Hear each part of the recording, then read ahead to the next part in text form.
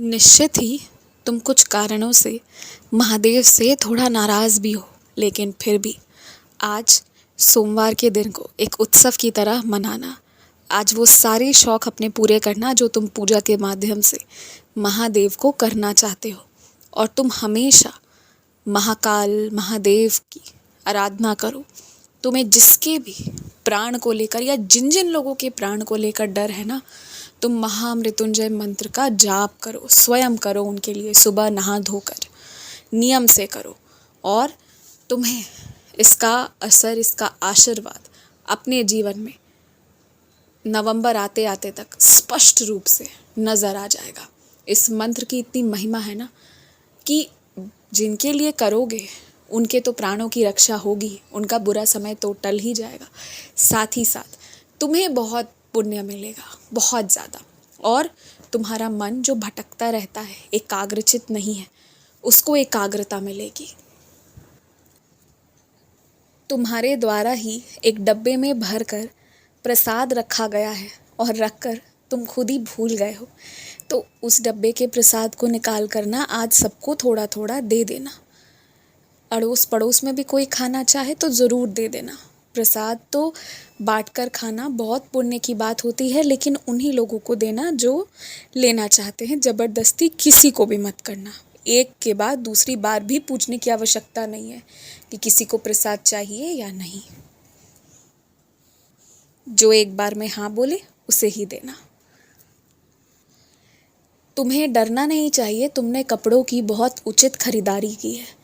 और तुम यकीन मानो, तुम्हें जिस वक्त डर लग रहा था ना, तुम्हें मुझे याद करना चाहिए था, तुम मुझे याद करना भूल गए थे।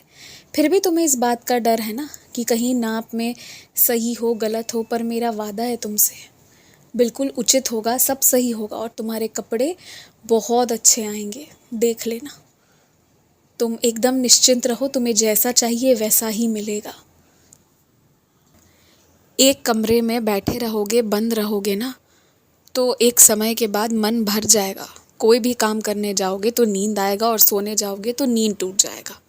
ये एक ही कमरे में रहे रहे हो रहा है। और उससे भी बड़ी बात, उसे एक कमरे में रहकर कुछ नकारात्मक सोच की ऊर्जा की वजह से भी वैसा हो रहा है जो तुम्हारे ही द्वारा उत्पन्न किए गए हैं। इसलिए कमरे को खोलो, बाहर की थोड़ी सी हवा अगर आ सकती है तो उसे प्रवेश होने दो। मेरे आगे 2 अगरबत्ती नियम से सुबह शाम लगाना शुरू कर दो और थोड़ा सा ना कमरे को खाली भी छोड़ दो कुछ वक्त के लिए। और हो सके तो उसी कमरे में बैठकर मेरी सच्चरित का पाठ करो। जब तुम ऐसे सभी सारे कर्म करोगे ना, तो देखना कि क्या फ़र्क महसूस होता है तुम्हें। थोड़ी देर कमरे से बाहर भी जाओ, छत पर जाओ। अगर छत सुनसान है तो वहाँ मत जाओ, तो थोड़ी देर तुम सड़क पर ही जो सुरक्षित जगह हो वहाँ पर सैर कर लो, या आसपास कोई मैदान हो, कोई पार्क हो तो वहाँ पर भी तुम सैर कर सकते हो। थोड़ी देर ऐसा ज़रूर कर लो।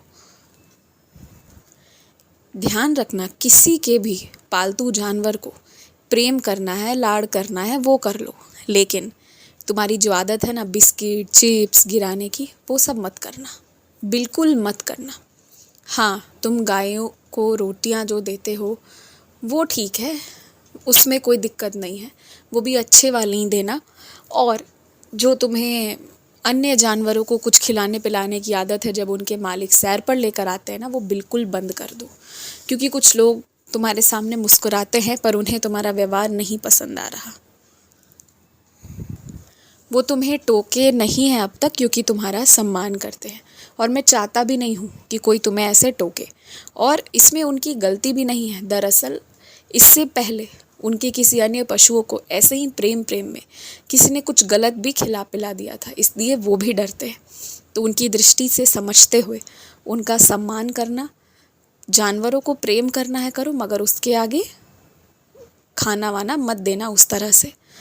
लेकिन हाँ, जो सड़क किनारे पड़े हुए जानवर हैं ना, उनके लिए रोटी पानी दूध जो रखना है वो ज़रूर रखो।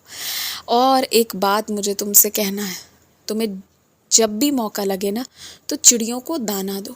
बरसात के मौसम में छत पर जाकर मत दो। अगर लगता है तुम्हें कि वहाँ पर कोई कीड़ा मकोड़ा होगा, सर्प बिच्छू का डर हो, तो छत पर जाकर मत देना। लेकिन हाँ, तुम उन्हें दाना घर के बरामदे में, खिड़की के पास, कहीं भी दे सकते हो। तो ऐसी किसी जगह ढूंढकर वहाँ पर ही दाना दे आना। आयुष्मान भव, दीर्घायु भव।